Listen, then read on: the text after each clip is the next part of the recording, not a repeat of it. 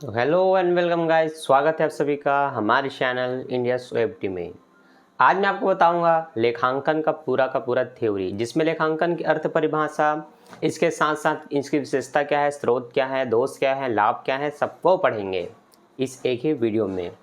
तो अगर आप अभी शुरुआत करें अपने कॉलेज का, तो आपका सबसे पहला चैप्टर लेखांकन ही होगा। और आपको बता दूं 11वीं और बीकॉम फर्स्ट ईयर दोनों के ही जो अकाउंट्स हैं वो बिल्कुल सेम हैं। तो जो बच्चे 11वीं के हैं वो आगे जा कर के जब फर्स्ट ईयर में अपने कॉलेज में अकाउंट पढ़ेंगे तो उनको काफ़ी सहायता होगा। तो आपको ये 11वीं का पूरा चैप्टर बहुत अच्छे से पढ़ना और याद रखना बहुत ज़रूरी है। और जो बच्चे अभी कॉलेज में कॉमर्स लिए होंगे या अभी कॉलेज में आए होंगे, उनका अगर कॉलेज स्टार्ट हुआ होगा तो उनको पता होगा, उनको 11वीं के बुक से ही पढ़ाया जा रहा होगा। और अगर नहीं भी पढ़ाया जा रहा होगा तो अगर आपने बीकॉम फर्स्ट ईयर का बुक देखा होगा तो दोनों लगभग सेम ही हैं, शुरुआत के पूरे चैप्टर सेम है। तो सबसे पहले स्टार्ट करेंगे थ्योरी से, क्योंकि ये बहुत ज़रूरी है। अगर आप लेखांकन को अच्छे से समझना चाहते हैं तो पहले उसका पूरा थ्योरी आपको पता होना चाहिए, क्योंकि उसके बिना लेखांकन का ज्ञान अधूरा हो जाता है। ठीक है, तो स्टार्ट करते हैं आज का वीडियो बिना किसी देरी के। सबसे पहले समझेंगे लेखांकन का अर्थ और परिभाषा। तो ध्यान दीजिए, मैंने बताया था लेखांकन को पढ़ने से पहले आपको पुस्तपालन को पढ़ना होता है। पुस्तपालन क्या होता है? तो लेन देन की सर्वप्रथम बही जिस पुस्तक में लिखा जाता है उस पुस्तक या बही को हम बोलते हैं पुस्तपालन। लेखांकन करता क्या है? लेखांकन उन्हीं लेखांकनों को प्राप्त कर उसका सारांश तैयार करता है, उनको वर्गीकृत करता है, उनको मापता है, विश्लेषण करता है। मतलब पुस्तपालन के बाद जितनी भी क्रियाएं होती है वो क्रियाओं को ही हमने लेखांकन का नाम दिया है। तो उसकी परिभाषा स्पष्ट है, ये जो डार्क ब्लैक में दिया हुआ है आपके स्क्रीन में लिखा है, व्यापारिक परिणामों को जानने के लिए लेखों का संग्रहण करने, वर्गीकृत करने, सारांश तैयार करने के कार्य को ही लेखांकन कहते हैं। ठीक है, लेखांकन का पूरा इतिहास मेरे एक वीडियो में मैंने बता दिया है, जहां पर पुस्तपालन का जन्म कैसे हुआ, लेखांकन कैसे हुआ, उसको मैंने डिटेल से बताया था। आज हम आगे हाईलाइट पढ़ करके जाएंगे कि मतलब क्या होता है हर एक शब्दों का। ठीक, आज हम पढ़ेंगे इसकी अवस्था। तो अवस्था आपको दूसरे पेज में मिलेगी यहाँ। तो ध्यान दीजिए, लेखांकन की प्रक्रिया अवस्था, तो जो आपने परिभाषा में पढ़ा वही इसकी प्रक्रिया और अवस्था होती है। जैसे कि पहला है वित्तीय सौदे एवं घटनाओं की पहचान करना, दूसरा है मापन करना, तीसरा है लेखा या प्रविष्टि करना, चौथा है वर्गीकरण करना, पांचवा है सारांश करना, विश्लेषण करना, व्याख्या व निर्वचन करना और संप्रेषण करना। एक एक को समझते हैं बहुत ही पेशेंस के साथ। सबसे पहले वित्तीय सौदों एवं घटनाओं की पहचान। इसका मतलब ये है, लेखांकन में उन्हीं सौदों को लिखा जाता है जिसका संबंध पैसे से है। जो पैसे से संबंधित नहीं है उनको लिखा ही नहीं जाता। तो सबसे पहले है पैसे के जो लेन देन हुए हैं, व्यवसाय में जो भी क्रय विक्रय हुआ है, कर्मचारियों को वेतन दिया गया है या कमीशन जो भी है, जो पैसे से संबंधित है उनको पहचानना। पैसे से संबंधित जितने भी लेन देन उनको पहचानना और उनके हिसाब से उनको लिखना। ठीक, तो व्यावसायिक सौदों का पहचान करना ये सबसे पहला पॉइंट है। दूसरा मापन करना। मापने का अर्थ यहाँ तौलने से नहीं है, मापने का अर्थ यहाँ मुद्रा के इकाइयों से है। जिस मद को आप मुद्रा में माप नहीं सकते, मुद्रा के रूप में उसको देख नहीं सकते, मुद्रा का रूप नहीं दे सकते, उनको तो इसमें लिखा ही नहीं जाएगा। तो मापन का अर्थ है मुद्रा की इकाइयों से है। आपके सामने स्पष्ट होगा, देख सकते हैं स्क्रीन पे लिखा है, मापन का अर्थ व्यावसायिक लेन देनों एवं घटनाओं को मौद्रिक इकाइयों में व्यक्त करना, मतलब मुद्रा के रूप में व्यक्त करना है। यदि किसी घटना का मौद्रिक रूप में परिमाप संभव नहीं है तो इसका लेखांकन में कोई आवश्यकता ही नहीं है, इसको लिखेंगे ही नहीं, है ना। जैसे कि मान लीजिए कुछ व्यवहार ऐसे हैं जिसमें ये कहा गया एक व्यापारी द्वारा दूसरे व्यापारी को कि तुम मुझे इतना अपना 1 लाख टन या इतने क्विंटल का माल भेजो, उसके बदले में मैं तुम्हें अपना घर दूंगा। यहाँ पर पैसे की कोई बात नहीं हुई, बस हैंड टू हैंड लेन देन हो गया। तो ऐसे लेन देन को हम लेखांकन में शामिल नहीं करेंगे, क्योंकि यहाँ पर मुद्रा का कोई संबंध नहीं है। बात समझ में आई? आगे बढ़ते हैं। लेखा या प्रविष्टि करना। तो व्यवसाय में जितने भी लेन देन होते हैं, प्रत्येक लेन देनों का प्रविष्टि होता है, और वो सबसे पहले कहाँ होता है? पुस्तपालन में होता है, जिसको आप जर्नल एंट्री, पंजी प्रविष्टि या बही खाता कहते हैं। तो प्राप्त लेन देनों को सबसे पहले तो पंजी प्रविष्टि किया जाता है, वही है लेखा या प्रविष्टि करना। आगे है वर्गीकरण करना। वर्गीकरण जहाँ स्टार्ट होता है, वर्गीकरण जब शब्द आपने जहाँ पढ़ा वही से आप समझ लो आपका लेखांकन शुरू हो गया। ठीक है, क्योंकि पुस्तपालन में प्राप्त बहियों को, जिसमें समस्त सौदे एक साथ लिखे हुए हैं, उनको उनके रूप के अनुसार, उनकी विशेषता के अनुसार बांटना वर्गीकरण कहलाता है। जैसे कुछ मदें उधार होती हैं, कुछ मदें नगद होती हैं। अब जो नगद है वो हो सकता है खर्चों का हो, क्रय विक्रय का हो, कमीशन का हो, आय का हो। तो सब अलग अलग, सबके अलग अलग विशेषता है। खर्च की अलग बनती है, आय का अलग बनता है, क्रय विक्रय का अलग बनता है, हानियों का अलग बनेगा।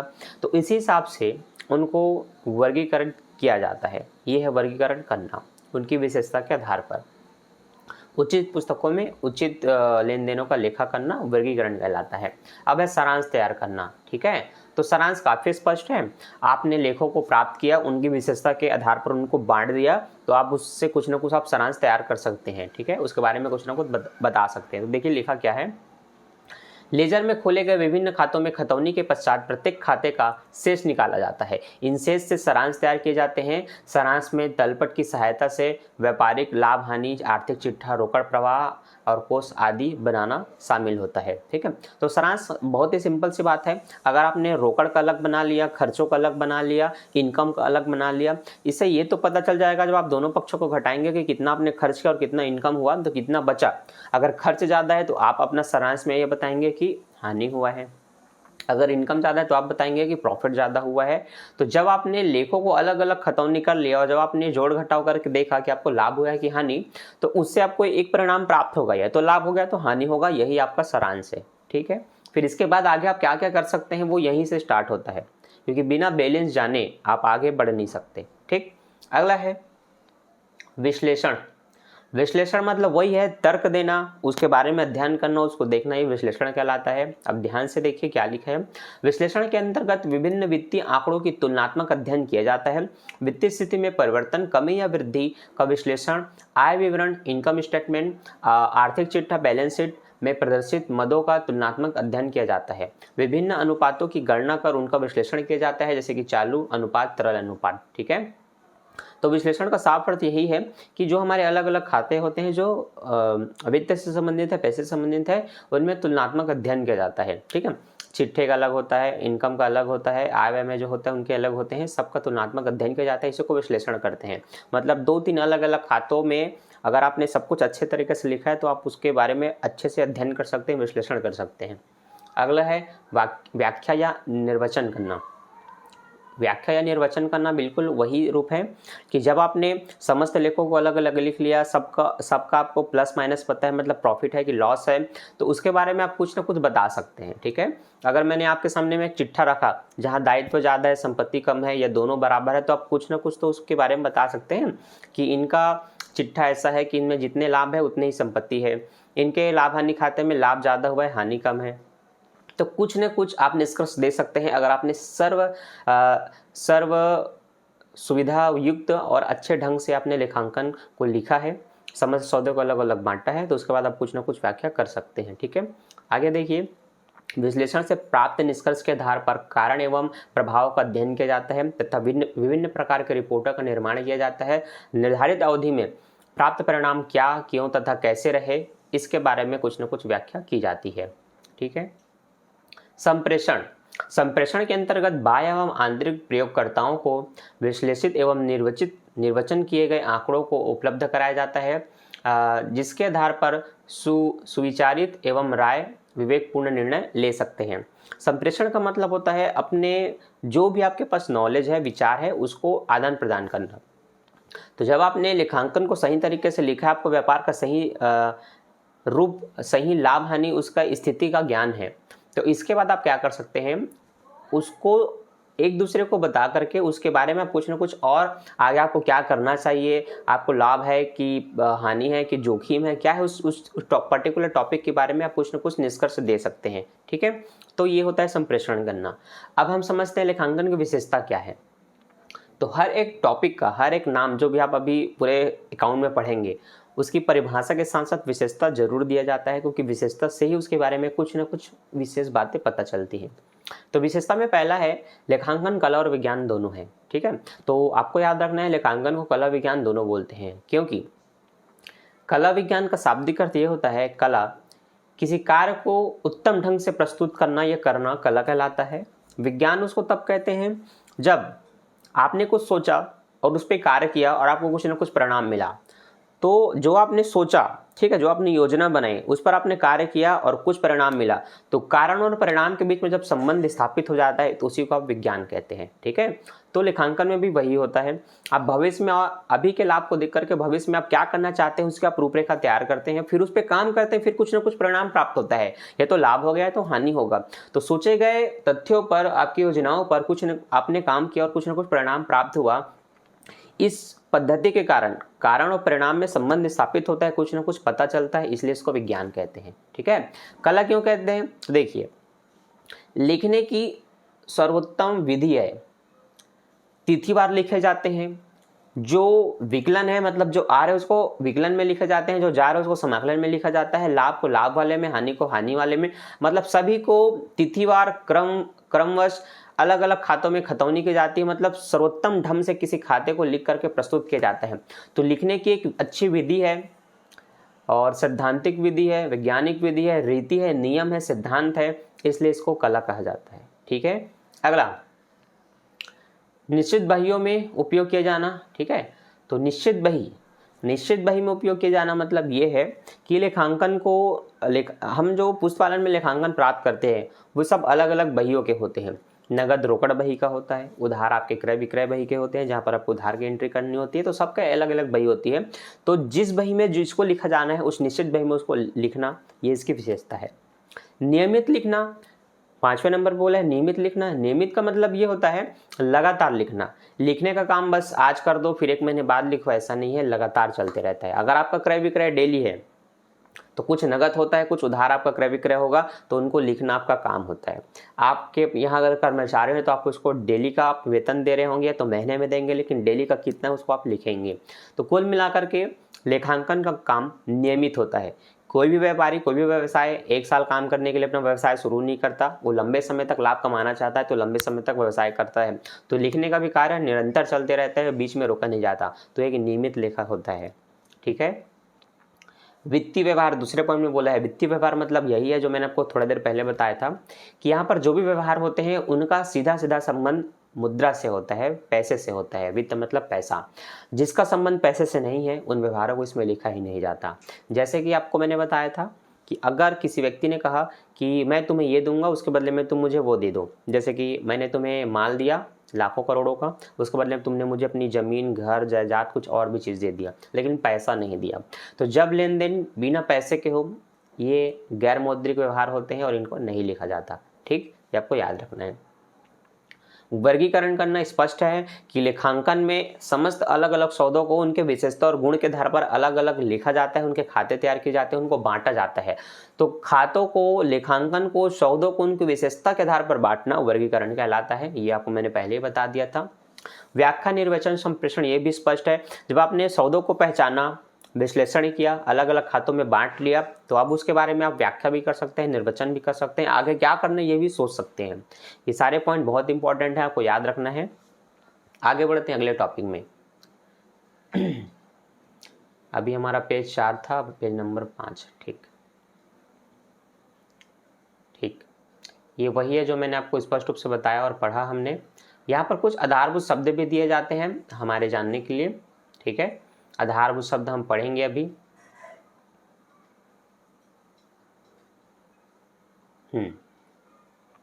ठीक, तो बच्चों जिन्होंने मेरा पहले का वीडियो देखा है लेखांकन या पंजी पुष्टि, उन्हें पता होगा विस्तार से कि बही खाता क्या होता है। पर एक सामान्य जानकारी आपको दे दूं, बही खाता क्या होता है कि जो आपको मैंने थोड़ा देर पहले बताया था, हिसाब किताब रखने की, लिखने की सर्वप्रथम बही पुस्तकालन होती है, जिसको आप बुक कीपिंग कहते हैं। और बही खाता लेखांकन, ये लेखांकन नहीं, बही खाता इसी का नाम है। ठीक है, अब लेखांकन बही खाता दोनों अलग अलग चीज़ें हैं। यहाँ पर दोनों में अंतर आपको पढ़ना बहुत ज़रूरी है क्योंकि एग्ज़ाम इनको पूछता है, आपके एग्ज़ाम में ये सब जरूर आएगा। ठीक है, तो सबसे पहला लेखांकन और बही खाता में अंतर क्षेत्र का है। ठीक, तो बही खाते का क्षेत्र सीमित है। बही खाते का क्षेत्र सीमित है मतलब यहाँ बस एक ही प्रकार के खाते बनाए जाते हैं, यहाँ बहुत सारे खाते नहीं बनाए जाते, इसलिए हम कह सकते हैं बही खाते का क्षेत्र सीमित है। परंतु लेखांकन का क्षेत्र व्यापक है, यहाँ पर इतने सारे खाते बनाए जाते हैं कि मैं क्या बताऊँ। मुख्य रूप से आपको लाभ हानि खाता बनाना पड़ेगा, नगद प्राप्ति जानने के लिए रोकड़ बही बनाना पड़ेगा, उधार जानने के लिए आपको क्रय बही विक्रय बही बनाना पड़ेगा, कर्मचारियों के खर्चे वेतन भुगतान ये सबको जानने के लिए आपके खर्च के हानि के खाते, मतलब अलग अलग आपको खाते बनाने पड़ते हैं। तो आप समझ सकते हैं कि लेखांकन काफ़ी विस्तृत है। तो लेखांकन का क्षेत्र विस्तृत है, इसके अंतर्गत बहुत सारे खाते बनाए जाते हैं, ये आपका हुआ अंतर। ठीक, आगे बढ़ते हैं। अब है निर्भरता।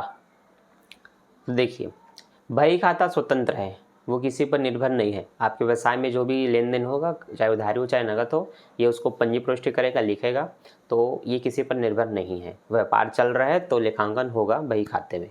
ठीक, तो बही खाते स्वतंत्र होते हैं पर लेखांकन निर्भर होते हैं किस पर? बही खाते पर। अगर बही खाता नहीं मिला, आपको पंजी पुष्टि नहीं मिला, तो आगे के आप कार्य कर ही नहीं सकते, ना आप खतौनी कर सकते, ना आप अलग अलग मदों को प्राप्त कर सकते, क्योंकि आपके पास कुछ है ही नहीं। क्योंकि जो भी प्राप्त होता है लेखांकन को बही खाते से प्राप्त होता है।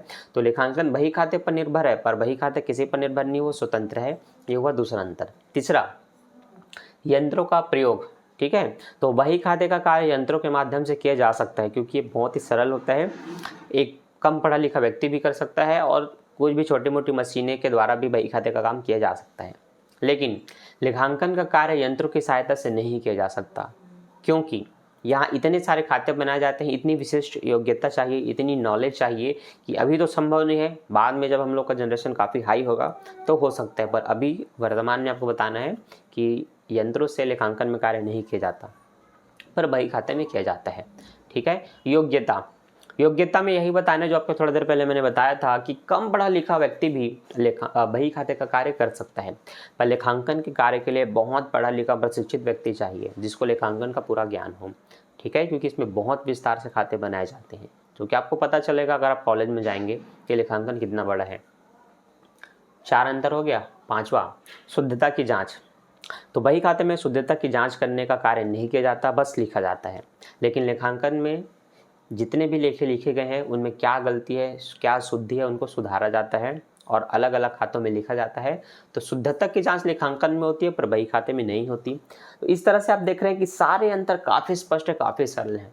एक बार आप भी पढ़ेंगे 1 से लेकर के 9 या 10 तक का जो भी दिया है तो आपको पूरा याद हो जाएगा, पर बेसिक आपको 5-6 पता होना चाहिए, इसलिए मैंने बना दिया क्योंकि ये वीडियो 11वीं के लिए है। ठीक है, अगर आप कॉलेज के बच्चे होंगे आपको और विस्तार से दिया होगा तो आप और डिटेल से पढ़िए, क्योंकि बिना पढ़े लेखांकन के बारे में आपको नॉलेज नहीं मिलेगा। ठीक है, बाकी सब बहुत स्पष्ट है, बहुत सरल है। आगे बढ़ते हैं हमारे अगले टॉपिक में, उद्देश्य।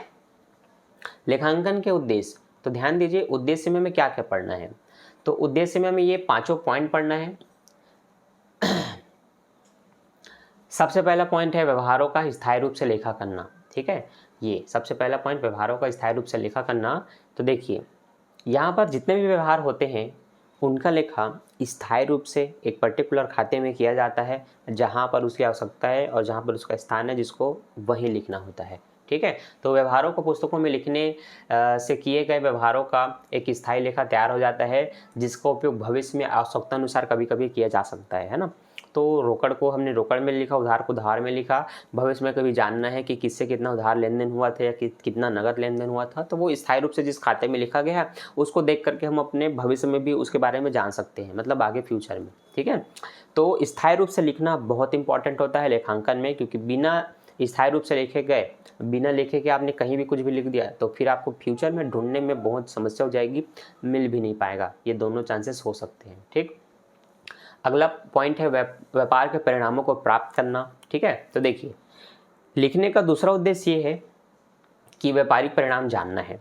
अगर आपको ये जानना ही नहीं कि आपके व्यापार में कितना लाभ हो रहा है, कितने खर्च हो रहे हैं, कितने इनकम हो रहे हैं, तो आप क्यों ही लिखेंगे। और अगर आप लिख रहे हैं तो आपको यही जानना है कि क्या गलती हुई है, क्या शुद्धि हो रही है, कितने हानि हो रहे हैं, कितने खर्च हो रहे हैं, कितने आय हो रहे हैं, कितने लाभ हो रहे हैं, तो ये सब जानना होता है।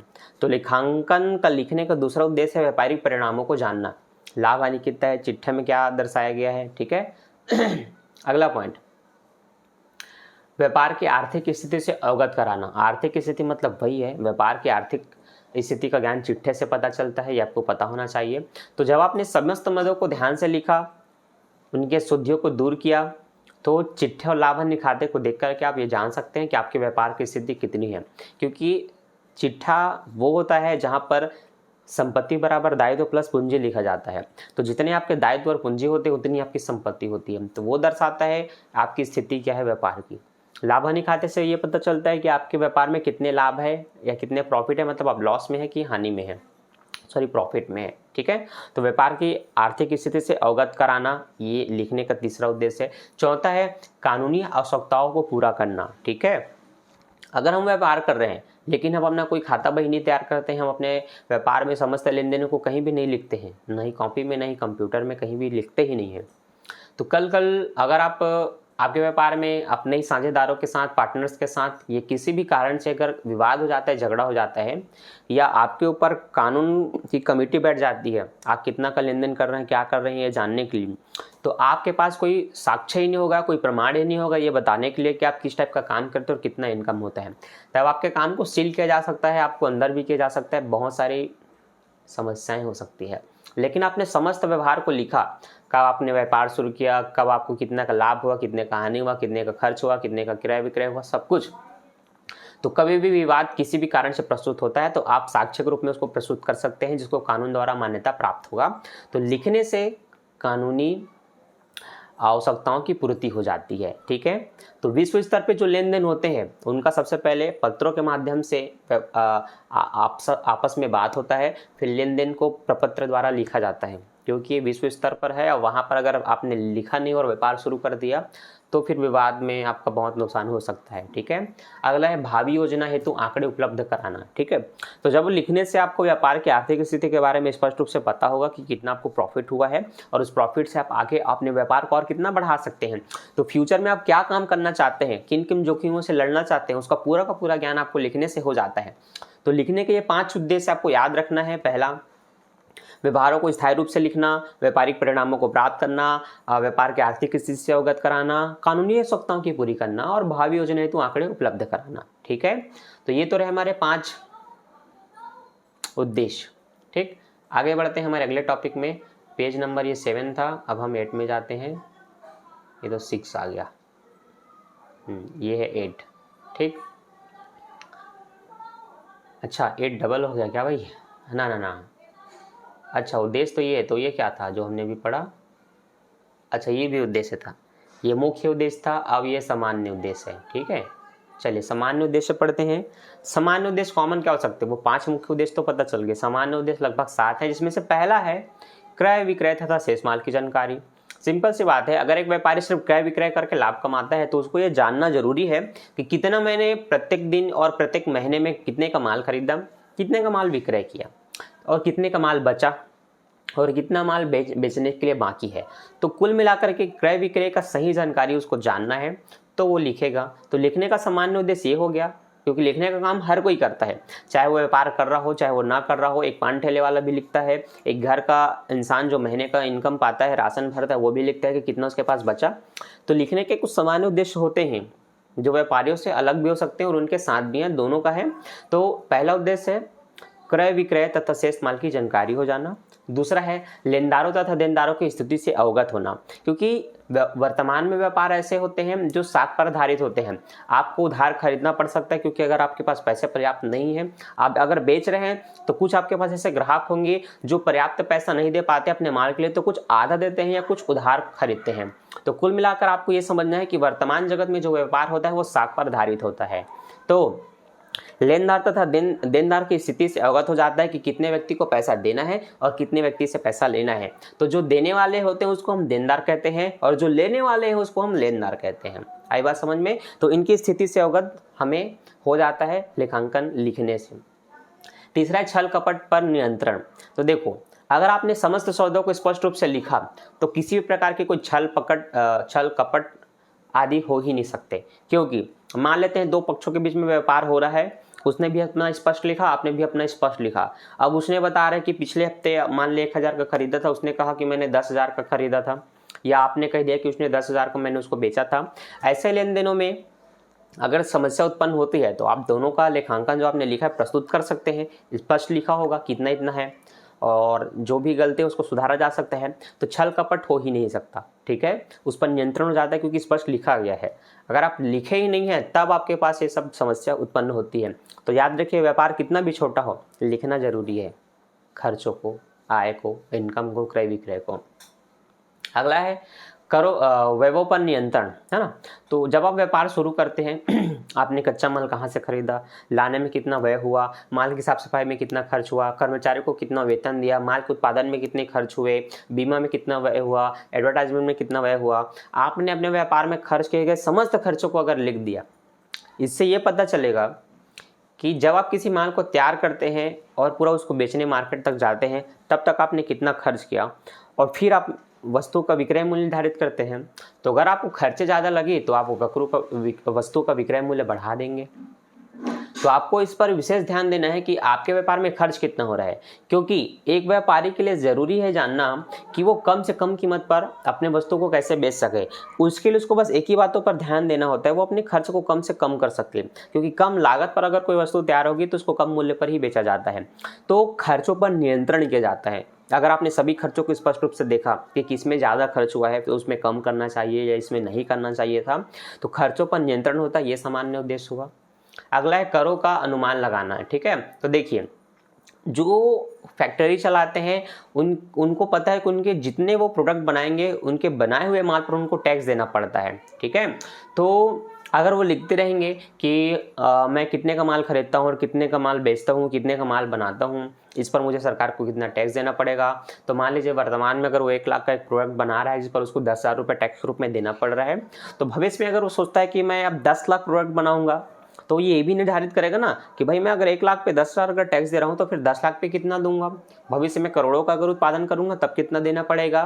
तो जितने भी कर होते हैं, टैक्स होते हैं, वो एक उत्पादक जानता है कि वो जितना प्रोडक्ट बनाएगा उस पर उसको टैक्स देना पड़ता है, ठीक है। और जो प्रॉफिट क्रय विक्रय से लाभ प्राप्त कर उसको भी पता है हर अपने इनकम पे जो लाभ के रूप में पैसे इकट्ठे किए हैं उस पैसे भी सरकार को टैक्स देना पड़ता है, ठीक है। तो करों का सही अनुमान लगाना निश्चित होता है आपके लिए भी और सरकार के लिए भी, क्योंकि आपका जितना इनकम होगा सरकार आपके इनकम के हिसाब से आपको ऊपर टैक्स लगाएगा। तो लिखने से सबको लाभ होता है, एक सामान्य इंसान को, एक व्यापारी को, एक सरकार को, सभी को, ठीक है। अगला है लाभ हानि के कारणों को ज्ञात करना। लाभ हानि के कारणों को ज्ञात करना, देखिए आपने अगर सब कुछ समस्त विधिवत अनुसार लिखा है तो आपको ये पता चल जाएगा कि आपके व्यापार में लाभ हुआ है, क्यों हुआ है, हानि हुआ है तो क्यों हुआ है, किस कारण से हुआ है, ठीक है। तो ये कॉमन चीज़ें होती हैं लिखने का। लास्ट है आपका व्यापार का सही से मूल्यांकन करना, ठीक है। आपने सब कुछ स्पष्ट रूप से लिखा हुआ है, कितने आपके लेनदार है, कितने आपके देनदार है, कितने आपका क्रय है, कितना आपका विक्रय है, आप प्रॉफिट में है कि लॉस में है, खर्चे कितने हैं, हानि, सब कुछ। तो व्यापार का आप सही अनुमान लगा सकते हैं कि व्यापार लाभ में है कि हानि में है, अच्छे है कि बुरे स्थिति में है, ठीक है।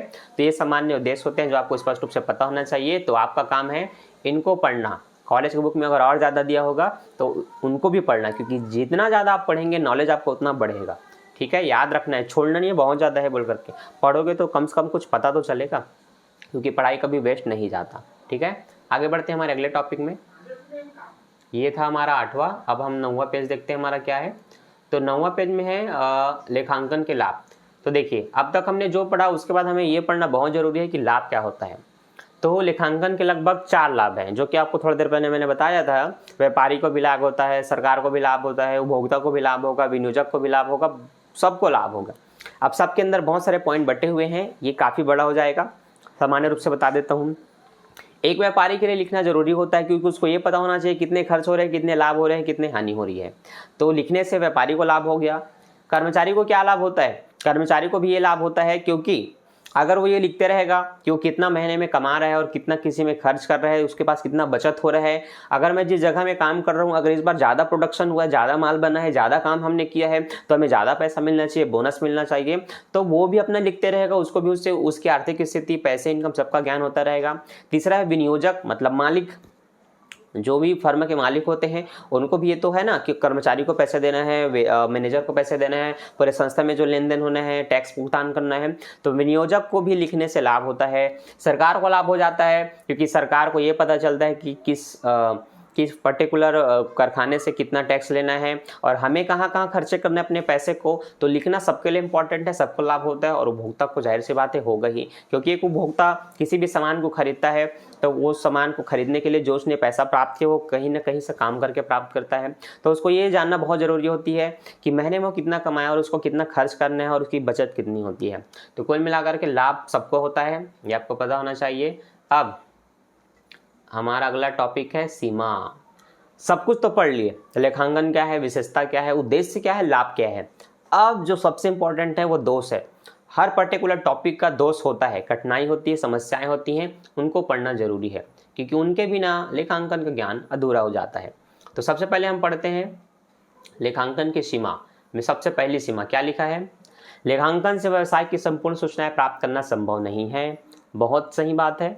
घर आप सिर्फ लिखते हैं खर्चों को, हानि को, लाभ को, क्रय विक्रय को, तो आप सोचेंगे वर्तमान में हो रहे जितने भी व्यापार में परिवर्तन है उसके बारे में पता चल जाए, तो सिर्फ लिखने से पता नहीं चल सकता। जैसे कल हम मार्केट गए, टमाटर का रेट 40 था, 2 दिन बाद गए टमाटर का रेट 10 या 5 या मान लो 100 रुपये हो गया, और मैंने कल का बस लिखा है और बाकी मैंने कुछ सूचना प्राप्त नहीं की है। अब मैं सोच रहा हूँ कि लिखने से मुझे पता चलना चाहिए कल अगर 40 है तो आज 100 कैसे हो गया, तो ये संभव है क्या? नहीं। उसके लिए आपको मार्केट जाना पड़ेगा, न्यूज़ देखना पड़ेगा, पेपर पढ़ना पड़ेगा, मतलब अदर एक्टिविटी होती है सूचना प्राप्त करने के लिए, सिर्फ लिखने से प्राप्त होगा जरूरी नहीं है। ये इसका दोष है कि लिखने से संपूर्ण जानकारी प्राप्त नहीं होती। ठीक है। दूसरा पॉइंट, लेखांकन विवरण पूर्ण एवं अशुद्ध नहीं होते। अच्छा, पूर्ण एवं शुद्ध नहीं होते ना, मैं शुद्ध कह दिया। देखिए हमने जो भी लिखा है पेन से लिखा है और कंप्यूटर में लिखा होगा, तो लिखे गए जो भी लेन देन है वो शुद्ध नहीं होते। क्यों नहीं होते? क्योंकि लिखने में बहुत गलती होती है। अगर आप एक स्टूडेंट तो आपको पता होगा जब आप गणित के प्रश्न सॉल्व करते हैं तो प्लस माइनस से बहुत गलती होता है। कई बार जोड़ना होता है और हम घटा देते हैं। लेखांकन समीकरण में ऐसा मेरे साथ कई बार हुआ है, मैं जहाँ जोड़ना होता है वहाँ गलती से कई बार घटा डालता हूँ। तो आपको पता होगा इंसान गलती का पुतला है और इंसान से गलती होता है। तो लेखांकन भी उसी तरह से होते हैं। राम को विकलन करना था पर गलती से श्याम को हो गया। अब राम के मान लो 2 प्रकार के व्यक्ति हैं जिसमें एक यादव एक साहू है, तो साहू के में करना था पर गलती से यादव के में हो गया। तो कोई मिला के समझ लीजिए लेखांकन हमेशा अशुद्ध होते हैं क्योंकि उसमें कुछ ना कुछ गलती होती है। उनको सुधार कैसे करना है इसके ऊपर भी एक चैप्टर बना है, लेकिन आपको पता होना चाहिए लेखांकन कभी भी शुद्ध नहीं होते, उसमें कुछ ना कुछ अशुद्धि होती है। ये इसका दोष है। तीसरा पॉइंट है आपका, लेखांकन से व्यवसाय के वर्तमान विक्रय मूल्य का ज्ञान नहीं होता। यही मैंने आपको थोड़ा देर पहले बताया था पॉइंट 1 में कि वर्तमान में अगर आप कोई भी सामान बेच रहे हो तो वर्तमान में उसका मूल्य में क्या बढ़ोतरी हुई उसका ज्ञान आपको नहीं पता चल सकता सिर्फ लिखने से। उसके लिए आपको मार्केट में जाना पड़ेगा, न्यूज़ देखना पड़ेगा, व्यापारियों से संपर्क रखना पड़ेगा कि क्या विक्रय मूल्य है आज के डेट में। जैसे कि दूध का पैकेट अभी 2-3 महीने पहले 20 रुपये में मिल जाता था छोटा सा, लेकिन अब 23, 21, 22 हुआ, 23, 24 हुआ, 25, 26 रुपये में भी मिल रहे हैं। तो अगर कोई व्यापारी सिर्फ लिख रहा है, मार्केट जाता नहीं, व्यापारी से संपर्क रखता नहीं, तो उसको पता चलेगा क्या कि जिस दूध को 20 रुपये में बेच रहा है वो मार्केट में 26 में बिक रहा है? नहीं पता चलेगा। तो वर्तमान विक्रय मूल्य का ज्ञान हो ही नहीं सकता, उसके लिए आपको मार्केट जाना पड़ेगा, सिर्फ लिखने से पता नहीं चल सकता। ये इसका दोष है। अगला है आंकड़े मुख होते हैं। मुख का मतलब चुप होते हैं। अब एक बात बताओ, मैंने 5-6 कुछ लिखा है, ये अपने आप से बताएगा क्या मैं 5 हूँ, मैं 6 हूँ? अरे गधे तूने इसको गलत लिखा। नहीं, वो बोल ही नहीं सकता क्योंकि वो आंकड़े हैं। हाँ, अगर ये कंप्यूटर में है, कंप्यूटराइज है, वहाँ पर आपने जो भी लिखा करो उसको बोलने का आपने सिस्टम सेट किया हुआ है तो वो बोल सकता है। जैसे मैंने 5 लिखा तो आपने लिखा 5, 6, 7, मोबाइल में होता है ना। तो आंकड़े आपने जो भी तैयार किया है, आपके पास जो भी लेखांकन है लाभ हानि खाता चिट्ठे के रूप में, वो मुख होते हैं, वो बोलते नहीं हैं। तो जाहिर सी बात है आंकड़े बोल नहीं सकते, और अगर बोल सकते तो उसमें जो भी गलती होता, मान लो 1000 लिखना था और 100 रुपये लिख दिए या 10,000 लिख दिए, तो वो बता देता अरे तू गलत लिख रहा है, लेकिन वो नहीं बताता। तो एक सिंपल सी बात है कि लेखांकन बोल नहीं सकते, उसी को इसके दोष के रूप में डाल दिया है। तो ये थे लेखांकन के दोष 4। ठीक है। तो लेखांकन का ये पूरा का पूरा थ्योरी जो मैंने आपको समझाया और जो मैंने आपको सिखाया और मैंने बताया, ये आपको कैसा लगा, समझ में आया कि नहीं? और ऐसी और वीडियो पाना चाहते हैं, अगर आप थ्योरी को इस तरीके से पढ़ना चाहते हैं कि आप याद कर सकें, आपको समझ भी आ जाए, तो कमेंट करके ज़रूर बताएं कि ऐसा वीडियो और लाइए। और अच्छा लगता है तो चैनल को सब्सक्राइब और दोस्तों के साथ शेयर करना ना भूलें। मैं मिलता हूँ नेक्स्ट वीडियो में। Bye, thanks for watching, bye bye.